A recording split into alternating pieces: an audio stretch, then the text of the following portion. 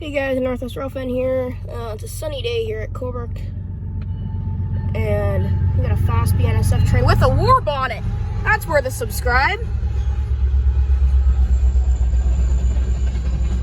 Wow, wasn't expecting that. It was an actual WARBONNET too, not one of them fake bonnets. Actual Santa Fe WARBONNET 676.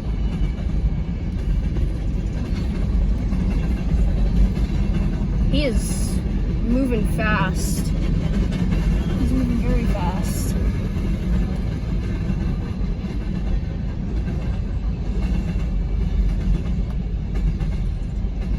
It's probably because he's empty. He just dropped off a bunch of coal, then they put it on a ship and then send it overseas to where it needs to go, and then they use it to make like stuff like toys and stuff like that, and other stuff where coal is required.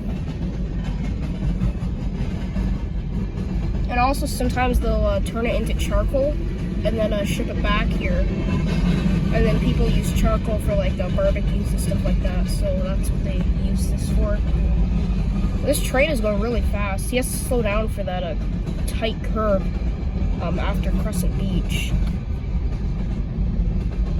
Yeah, he's going really fast.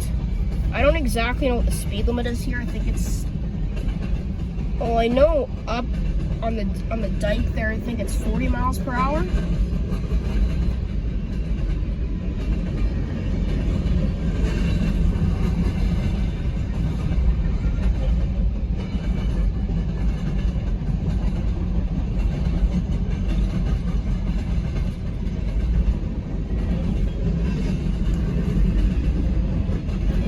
Going pretty fast. It's probably those full locomotives at the front.